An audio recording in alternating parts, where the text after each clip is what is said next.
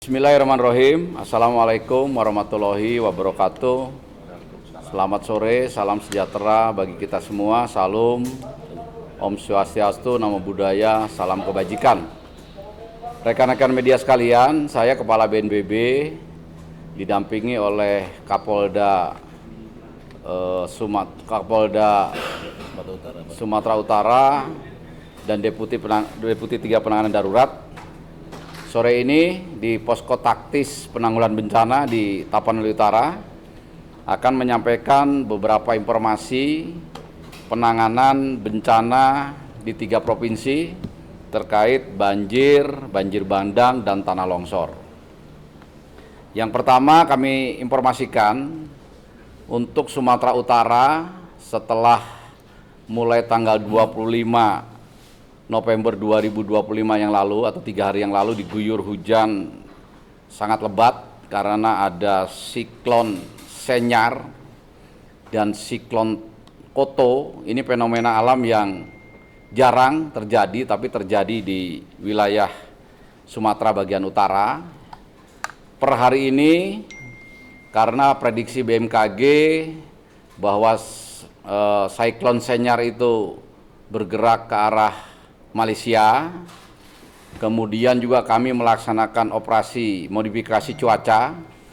Untuk cuaca per hari ini di Sumatera Utara seluruhnya kondisinya cerah, tidak ada hujan, dan kami juga telah mengecek untuk cuaca di Sumatera Barat dan cuaca di Aceh per hari ini pun dalam kondisi cerah, tidak ada hujan. Mudah-mudahan ini akan berlanjut terus ke hari-hari ke depan. Di samping memang fenomena alamnya sudah berlalu, kami pun melaksanakan operasi modifikasi cuaca di masing-masing provinsi.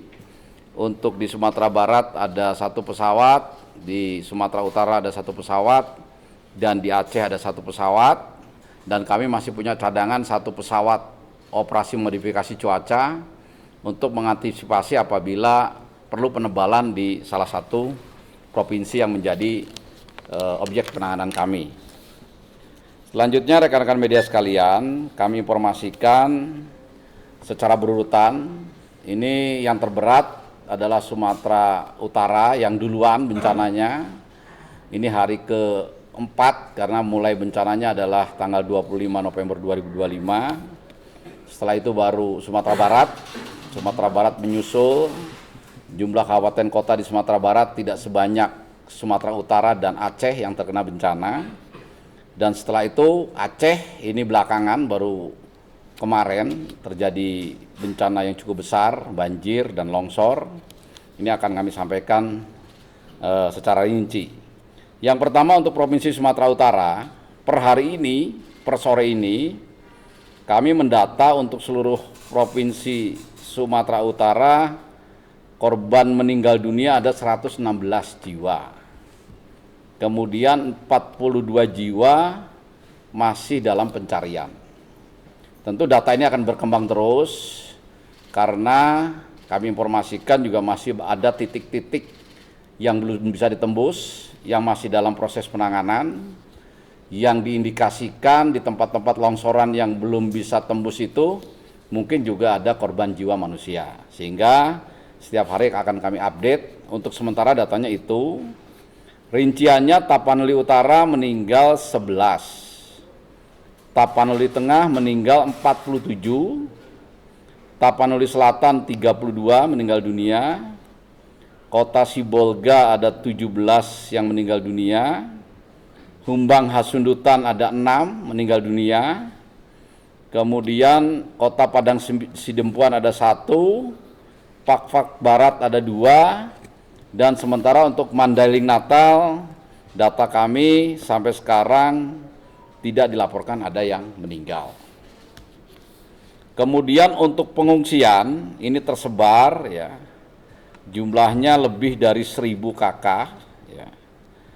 Untuk Tapanuli Utara ini kami cek awal.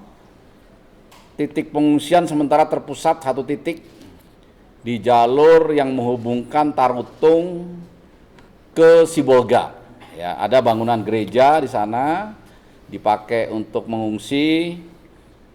Dicek sekitar ada 600 kepala keluarga.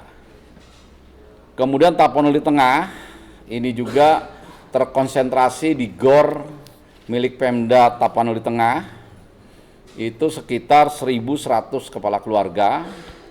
Ini kalau malam penuh sekitar 1.100, tetapi kalau siang kami hitung, kami cek sekitar 600, karena pada saat siang sebagian masyarakat yang mengungsi juga mengecek dan membantu membuka jalur-jalur yang masih putus. Untuk Tapanuli Selatan ada sekitar 250 KK, untuk Kota Sibolga sekitar 200 KK, Humbang Hasundutan ada 150 KK. Sementara untuk Mandailing Natal ini tersebar ada di 5 titik tempat pengungsian. Ini kami hitung sekitar 1.500 KK. Kemudian untuk jalur transportasi, jalur komunikasi, untuk per hari ini untuk Sumatera Utara relatif sudah lebih baik daripada 3 hari kemarin. Yang pertama yang masih terus kita berusaha tembus adalah jalur dari Tapanuli Utara atau Tarutung menuju Sibolga.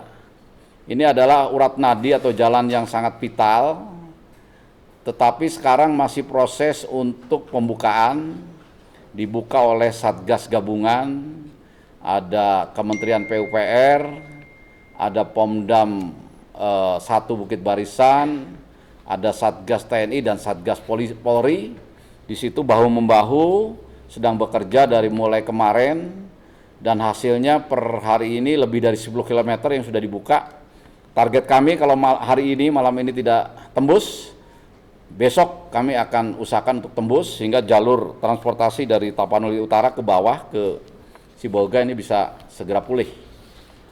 Kemudian untuk dari Tapanuli Selatan, dari Sipirok menuju Medan ini juga masih tertutup, ya, ada 2 titik. Ini juga kami usahakan untuk ditembus. Kemudian di Tapanuli Tengah, jadi kami informasikan rekan-rekan media, untuk Sumatera Utara, kabupaten yang paling parah terdampak bencana ini adalah Tapanuli Tengah. Ini dari Sibolga ini belum bisa tembus karena ada beberapa jalan dan jembatan yang putus. Tetapi tadi pagi Satgas TNI Polri sudah bisa masuk menggunakan sepeda motor, menggunakan jalan kaki. Artinya kebutuhan masyarakat yang terdampak yang kurang lebih 1.100 KK ini secara bertahap kita bisa berikan. Dan jalur udara dari pelabuhan Pinang Sori di Sibolga, Tapanuli Tengah ini sudah bisa masuk ke Tapanuli Tengah. Kemudian di Mandailing Natal ini juga ada beberapa titik yang masih terputus, antara lain dari Singkuang menuju Tabuyung ada 2 titik, kemudian Tabuyung menuju Pasar Natal belum bisa diakses mobil, dan ada beberapa rincian lagi, nanti rinciannya akan saya berikan ke rekan-rekan media. Ini yang dilakukan oleh kami, ya, Satgas Tanggap Darurat yang sementara dipimpin oleh BNPB karena masih ditetapkan status tanggap darurat. Ini yang berusaha terus kami pulihkan untuk jalur-jalur transportasi ini. Nah, untuk jalur komunikasi memang ada beberapa kabupaten kota yang masih belum pulih. Yang sangat masih perlu pemulihan adalah Tapanuli Tengah. Jadi praktis kalau kita masuk ke Tapanuli Tengah itu tidak ada sinyal sama sekali. Langkah kami adalah kita memasang jalur komunikasi darurat, jadi menggunakan Starlink. Nah, ini Starlink juga sudah didistribusikan baik ke pemerintah daerah, baik ke titik pengungsian maupun kepada Satgas TNI Polri. Jadi walaupun masih terbatas, per sore ini relatif masyarakat di Tapanuli Tengah sudah bisa berkomunikasi keluar daerah Tapanuli Tengah.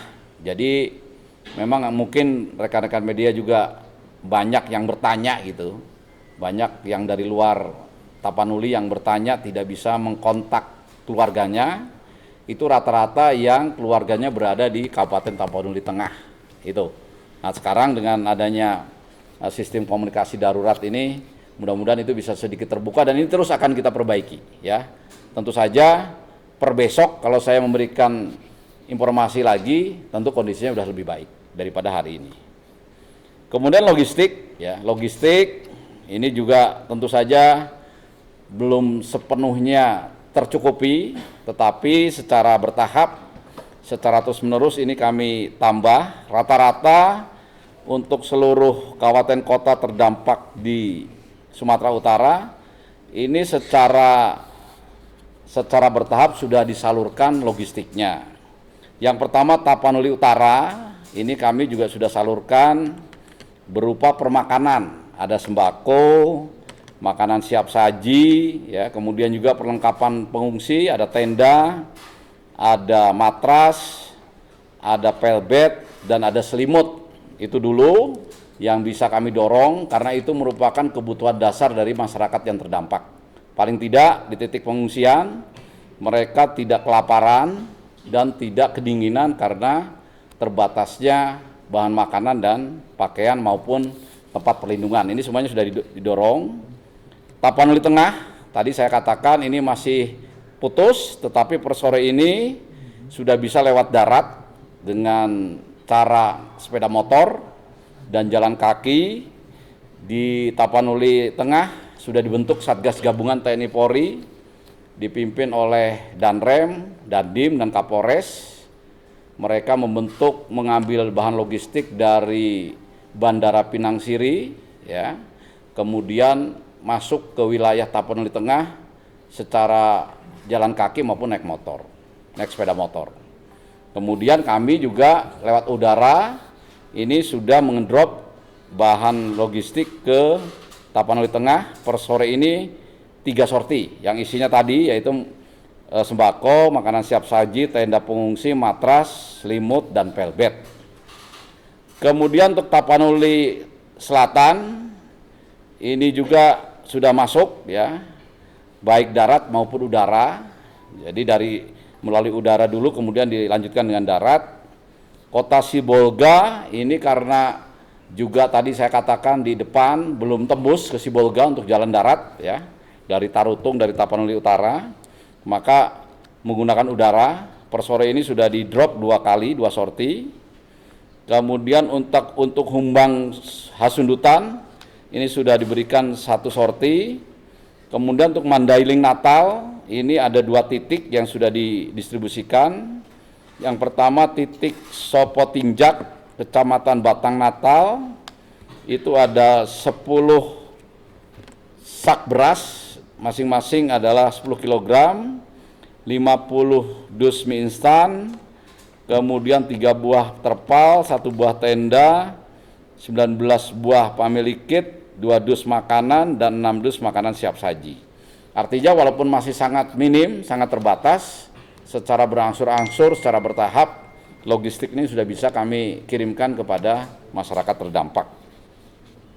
Kemudian dalam masa tanggap darurat ini, pemerintah pusat lewat BNPB sudah membentuk satgas di provinsi dan kabupaten kota untuk mendampingi Forkopimda, baik tingkat provinsi maupun kabupaten kota, dan ini semuanya sudah masuk untuk mendampingi para kepala daerah. Untuk di provinsi kami tunjuk untuk Sumatera Utara adalah Deputi 3 Penanganan Darurat, penanggung jawab Provinsi Sumatera Utara, itu jabatannya Deputi 3 Penanganan Darurat. Kemudian di masing-masing kabupaten kota sudah masuk antara 5 sampai 10 orang personil BNPB yang akan mendampingi Bapak Bupati dan Forkopimda tingkat kabupaten kota melakukan langkah-langkah yang diperlukan dalam tahap tanggap darurat ini. Kemudian rekan-rekan media sekalian, per hari ini juga sudah masuk bantuan Bapak Presiden Prabowo Subianto untuk Sumatera Utara yang sudah masuk dan nanti akan kita distribusikan sesuai dengan kebutuhan di lapangan. Yang pertama adalah alat komunikasi Starlink, ada 17. Ini sangat berguna dengan adanya alat komunikasi dan gensetnya. Kami informasikan bahwa di beberapa titik yang menonjol adalah di Tapanuli Tengah, itu listrik dan air masih mati ya. Sehingga bantuan dari Bapak Presiden, alat komunikasi ada 17 dan genset 17 ini sangat bermanfaat. Kemudian perahu LCR ada 15, permakanan ini mie instan 750 dus, kemudian ada tenda pengungsi 19 dan kompresor 1. Ini adalah bantuan tahap awal dan juga bantuan dari kementerian lembaga dan dari TNI Polri juga masuk terus. Nanti kita distribusikan sesuai dengan kebutuhan di lapangan. Kemudian untuk menormalisasi jalur-jalur yang masih terputus, di Sumatera Utara juga sudah diperkuat dengan alutsista dan alat-alat berat. Kami informasikan Kementerian PU di bawah arahan Bapak Ibu Wamen PU juga sudah berkomunikasi terus dengan kami dan sekarang sedang berusaha membuka jalur-jalur yang putus. Tadi yang saya katakan dari Tarutung ke Sibolga maupun dari Bandara Pinang Siri menuju Tapanuli Tengah. Kemudian untuk transportasi udara dari BNPB kami untuk Sumatera Utara menyiapkan 2 unit pesawat helikopter dan 1 unit pesawat karapan jenis Cessna. Jadi ada 3 pesawat di luar pesawat yang tadi digunakan untuk OMC ya. OMC untuk Sumatera Utara ini mudah-mudahan dengan adanya 3 pesawat ini bisa membantu evakuasi, bisa membantu pendorongan logistik, dan kami informasikan dari Mabes TNI juga akan mengerahkan untuk Sumatera Utara itu paling tidak ada 3 tambahan pesawat heli. Itu baru datang besok, tapi seiring dengan berjalannya waktu nanti terkait alutsista ini akan semakin banyak, termasuk juga dari Polri sama. Itu juga akan mengerahkan bantuan baik peralatan maupun alutsista. Nanti setelah ini mungkin Bapak Kapolda juga bisa menyampaikan informasi. Itu untuk Sumatera Utara ya. Selanjutnya saya masuk ke Provinsi Aceh. Sama ya, Provinsi Aceh ini kan belakangan terjadi banjirnya. Jadi duluan Sumatera Utara, baru 2 hari yang lalu ya. Yang kemarin itu yang kemudian masif hampir seluruh kabupaten kota di Aceh, di Aceh itu terkena bencana. Cuaca per hari ini Aceh juga terang, alhamdulillah ya. Mudah-mudahan dengan cuaca yang terang beberapa hari ke depan ini memudahkan dalam operasi tanggap darurat yang dilaksanakan. Untuk korban jiwa per sore ini yang kami bisa dapatkan datanya, sekali lagi rekan-rekan media juga paham ini akan berkembang terus ya. Sementara yang terdata ada 35 jiwa yang meninggal dunia, 25 hilang dan 8 luka-luka. Rinciannya untuk Kabupaten Bener Meriah 11 meninggal dunia dan 13 hilang. Untuk Aceh Tenggara 6 meninggal dunia, 7 hilang, 5 luka-luka. Aceh Tengah 15 meninggal dunia, Gayo Luwes 1 meninggal dunia dan 2 hilang, Aceh Tamiang 3 luka-luka. Kemudian Kota Subu Salam 1 meninggal dunia dan Kota Luk Sumawe 1 meninggal dunia dan 3 hilang. Bagaimana dengan kabupaten kota lainnya? Ini masih proses pendataan. Ada beberapa kabupaten kota yang masih terputus ya. Baik kita datang dari utara, dari Luk Sumawe maupun dari Banda Aceh, ini masih belum bisa tembus sampai seluruh kabupaten kota di wilayah Aceh, Provinsi Aceh. Pengungsi di seluruh Aceh per sore ini kami data ada 4.846 KK. Itu tersebar ya di seluruh kabupaten kota Aceh. Ini semua kabupaten kota Aceh ini rata-rata terdampak ya. Ada ini rinciannya banyak sekali. Nanti rekan-rekan media bisa saya berikan salinannya ya. Contoh, Bener Meriah ada 10 kecamatan, Aceh Tenggara ada 14 kecamatan, Aceh Tengah ada 12 kecamatan, dan selanjutnya. Itu nanti rinciannya akan saya sampaikan. Kemudian untuk Aceh ya, ini masih ada beberapa yang masih dalam perbaikan ya. Ini masih dilakukan normalisasi oleh Kementerian PU, antara lain batas wilayah Sumut dan Aceh. Ini jalan nasional, ini juga masih beberapa terputus ya. Kemudian Banda Aceh, Lok Sumawe, Aceh Utara, Aceh Timur, Langsa, Aceh Tamiang masih terputus untuk jalur-jalur darat yang menggunakan kendaraan-kendaraan besar ya. Kemudian untuk Kabupaten Gayo Luwes itu pun jalur darat ini masih terganggu ya. Jadi ruas jalan nasional Gayo Luwes Aceh Tenggara ini putus di 4 titik, ini juga masih normalisasi ya. Kemudian akses jalan nasional Gayo Luwes Aceh Tengah ini juga masih terganggu. Akses jalan provinsi Gayo Luwes Aceh Barat Daya ini juga masih putus. Kemudian satu lagi adalah jalan provinsi Gayo Luwes Aceh Timur, ini pun masih belum normal. Sisanya bisa ditempuh, dan yang putus-putus ini sekarang masih dalam penanganan dari Kementerian Pekerjaan Umum. Kemudian untuk membuka jalur-jalur transportasi, tadi saya sudah katakan yang putus-putus ini dengan alat berat, dengan Satgas Gabungan ini berusaha dibuka terus ya. Sekali lagi Aceh baru kemarin ini terjadinya banjir yang besar, sehingga tentu saja kami butuh waktu untuk mengembalikan dalam kondisi semula. Nah sekarang untuk jalur komunikasi sama dengan Sumatera Utara ini relatif terganggu ya, dan kami juga harus memasang alat komunikasi darurat ya, pakai Starlink. Ini kami informasikan untuk Gayo Luwes sudah terpasang Starlink, Aceh Tengah, Bener Meriah, Biren, Lok Sumawe, dan Aceh Tamiang ini sudah terpasang, termasuk Langsa, Aceh Timur, dan Aceh Utara. Artinya komunikasi dengan masyarakat di Aceh menggunakan alat komunikasi darurat itu relatif bisa lebih lancar. Kemudian untuk pendistribusian logistik ini secara terus-menerus ya, secara bertahap diberikan. Yang sudah masuk logistik permakanan ya, sama dengan Sumatera Utara.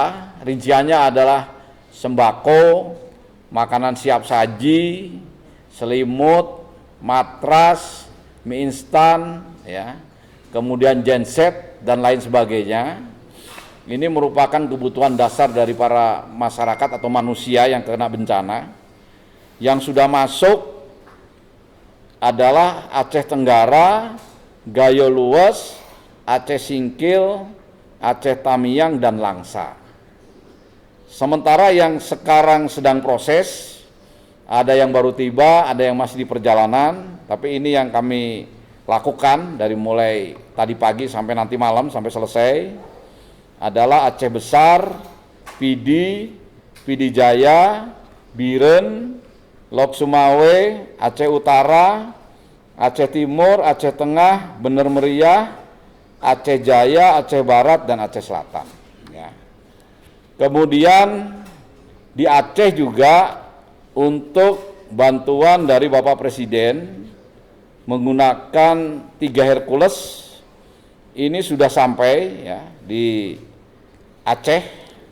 Yang pertama adalah ada beras 100 karung, minyak 10 koli, gula putih 10 dus, mie instan 25 dus, kemudian Starlink ada 28, genset 28, ada mie instan 750, LCR 20, kompresor 18, tenda, dan masih banyak lagi ya. Artinya bantuan-bantuan dari pemerintah pusat ini sangat banyak ya. dan ini akan kami distribusikan kepada masyarakat Aceh yang sangat membutuhkan. Itu untuk Aceh ya, untuk Aceh. Kemudian kami masuk ke Sumatera Barat, ya, Sumatera Barat. Jadi pola penanganannya di tanggap darurat itu hampir sama ya. Ada poinnya, yang pertama di 1-2 hari ini memang kita fokus kepada evakuasi, ya, pencarian dan pertolongan korban, pendistribusian logistik, membuka jalur-jalur transportasi, jalur-jalur komunikasi yang putus, ya. Setelah itu melaksanakan langkah-langkah untuk mengurus dari para pengungsi tersebut. Nah, Sumatera Barat sama ya, alhamdulillah cuaca juga per hari ini terang, tidak ada hambatan, sehingga ini proses untuk penanganan masyarakat terdampak bisa lebih lancar ya, tidak terganggu cuaca. Untuk korban jiwa di seluruh Sumatera Barat itu 23 meninggal dunia, 12 hilang dan 4 jiwa luka. Ini 3 provinsi ini relatif bencananya besar ya. Meskipun kalau dibandingkan dengan Sumut, Aceh, ya Sumatera Barat ini yang relatif lebih ringan ya, tapi bukan berarti ringan kalau dibandingkan dengan Sumatera Utara dan Aceh. Tapi kalau dibandingkan dengan skala bencananya misalnya Sumatera Barat sendirian, ya ini sangat besar dan sangat masif gitu ya. Kemudian pengungsi di Sumatera Barat ini terdata per sore ini ada 3.900 kakak.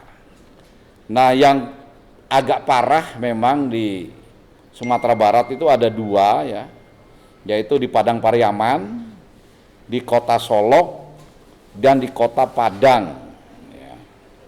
Ini yang cukup parah, termasuk juga ada di, saya ulangi ya, di Padang Pariaman, Tanah Datar, Kabupaten Solok, dan Kota Padang. Itu yang kelihatannya agak menonjol, tapi di kabupaten kota lain juga ada ya bencana, meskipun tidak terdapat pengungsian yang banyak maupun korban jiwa yang masif. Dari 3.900 kakak ini yang banyak pengungsi adalah di Padang Pariaman, itu sekitar 3.000-an lebih, dan 3.208 ya, dan di Kota Solok sekitar 600 kakak. Yang lainnya ada beberapa puluh dan ada di beberapa titik. Rinciannya nanti saya akan berikan ke rekan-rekan media sekalian. Sama dengan di Sumatera Utara dan di Aceh, ini juga ada beberapa jalur transportasi yang masih memerlukan perbaikan, memerlukan disambung kembali. Itu rinciannya ya, yang berdata per hari ini di Padang Pariaman itu ada 5 jembatan yang rusak ya. Kemudian jalur nasional dari Bukit Tinggi menuju Padang, ini ada 1 titik longsor di Kota Padang Panjang ya.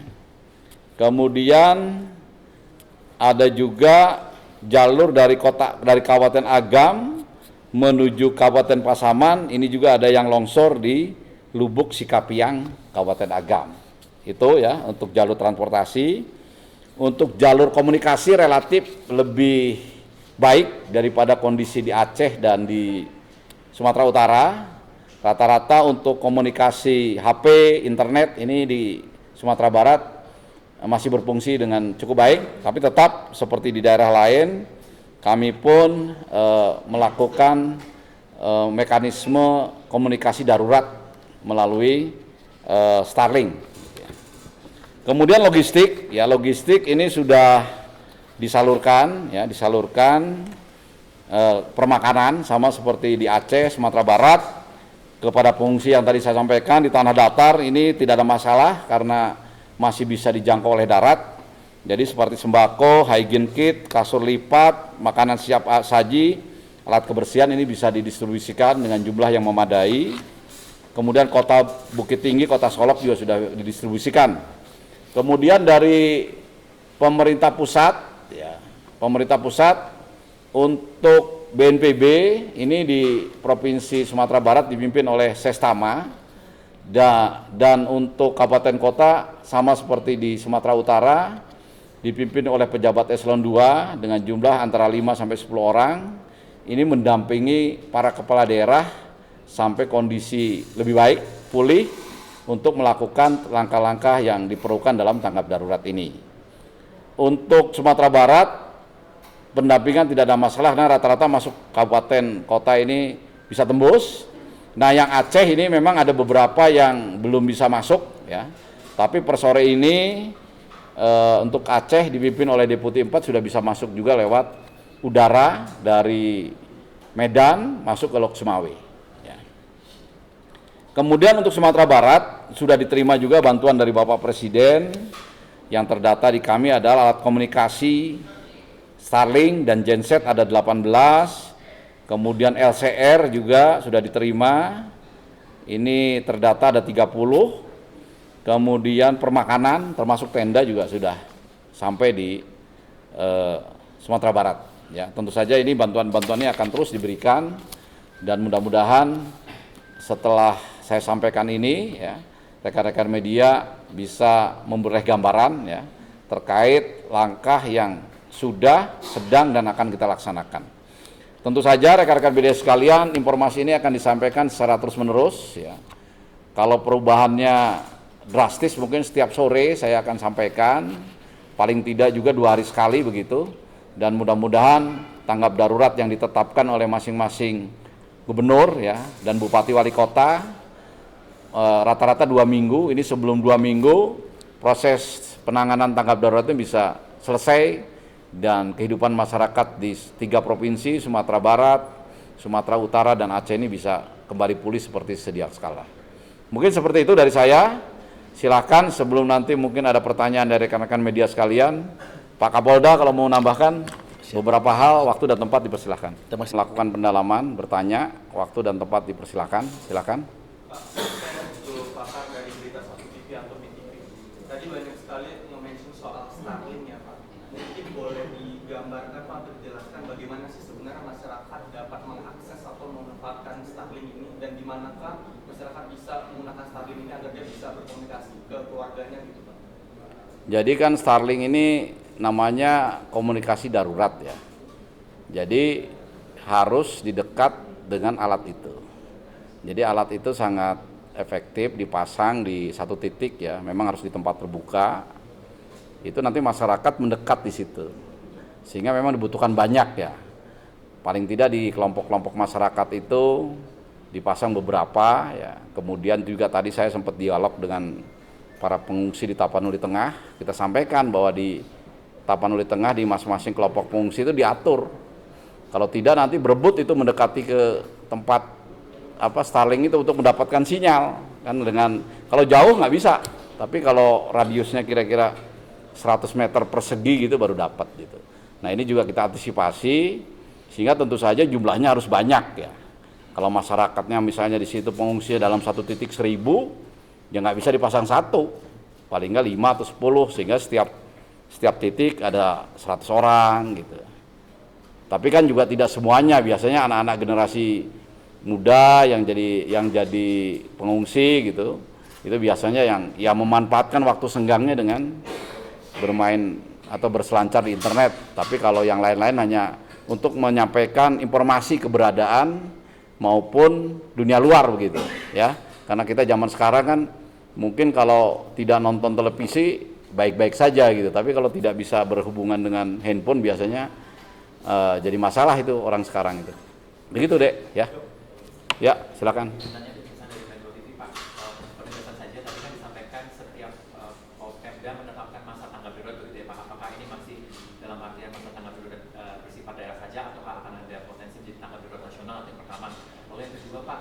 Kami banyak mendapatkan informasi terkait selanjutnya warga bertanya terkait koreksi kalau salah wilayahnya Tuka kalau tidak salah di Tapanuli Tengah yang saat ini masih belum bisa terisolir Pak. Apa langkahnya ke depan untuk mencapai titik tersebut Pak? Ya, ini masih dalam diskusi, ya.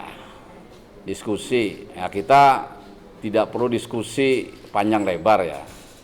Yang dimaksud dengan status bencana nasional yang pernah ditetapkan oleh Indonesia itu kan COVID-19. Sementara bencana-bencana yang sama itu apa? Tsunami 2004, hanya 2 itu yang bencana nasional. Sementara setelah itu banyak bencana, gempa Palu, gempa NTB, kemudian gempa Cianjur. Mungkin skala korban ya, kemudian juga kesulitan akses, ya rekan-rekan media bisa bandingkan aja dengan yang kejadian sekarang ini. Ya, memang kemarin kelihatannya mencekam ya, karena kan berseliweran di media sosial, nggak bisa ketemu apa. Tapi begitu sampai ke sini sekarang, begitu rekan media tadi hadir di lokasi, kemudian tidak hujan. Nah, coba di Sumatera Utara yang kemarin kelihatannya mencekam, kan sekarang yang menjadi hal yang sangat serius tinggal Tapanuli Tengah. Gitu.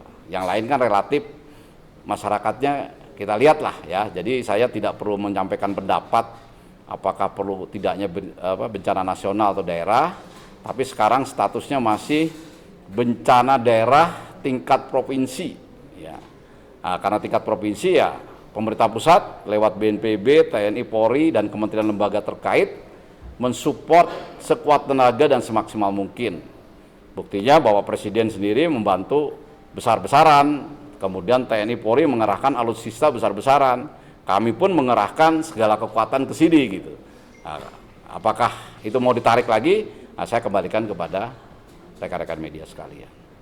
Tapanuli Tengah ini menjadi yang terparah. Yang pertama, jumlah yang meninggal dan yang hilangnya paling banyak. Kemudian akses ke sana juga terbatas ya, masih putus. Nah, itulah yang kita fokuskan. Jadi, dan itu tidak satu-satu, itu secara paralel. Jalannya dibuka, ya. Itu kan kalau lihat dari atas itu sebetulnya ada beberapa titik saja yang putus jembatannya. Hanya tertutup longsor itu, tertutup tanah. Mungkin dalam kondisi hujan nggak bisa bergerak, tapi kalau sudah panas, kering, nanti dipakai alat berat sedikit-sedikit itu tembus. Buktinya sepeda motor dengan orang jalan kaki bisa sampai ke titik yang diharapkan. Kalau putus sama sekali jembatannya nggak ada kan nggak bisa gitu. Nah, jadi seiring dengan berjalannya waktu mudah-mudahan ini bisa semakin baik ya. Tadi kami sudah bisa sampai ke titik yang tersulit, memang lewat udara, tapi saya sudah menyapa masyarakat dan nanti distribusi logistik ini juga harus bersamaan dengan operasi membuka jalur-jalur yang masih terputus itu. Gitu ya. Pak, mungkin ini Pak, ada perhatian dari masyarakat juga terkait dengan kabar kalau wali kota Sibolga mungkin dari BNPB atau Pak Kapolda punya update terkait dengan ini. Kabarnya kan masih belum bisa Kalau dari saya ya, kebetulan tadi sudah langsung berkomunikasi dengan Pak Wakil Wali Kota Sibolga.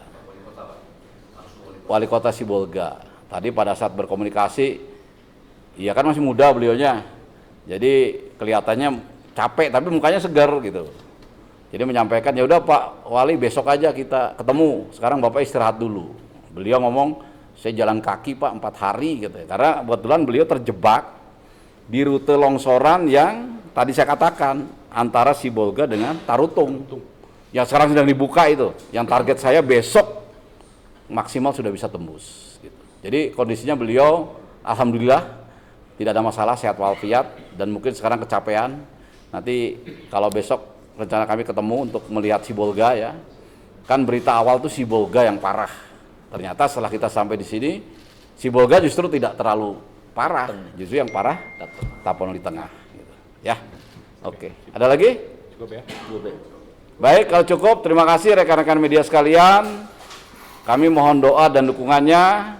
Kami akan laksanakan konferensi pers di hari-hari berikutnya. Mudah-mudahan dan pasti kondisinya akan lebih baik daripada yang sore ini saya sampaikan. Sekian dan terima kasih. Saya akhiri. Wassalamualaikum warahmatullahi wabarakatuh.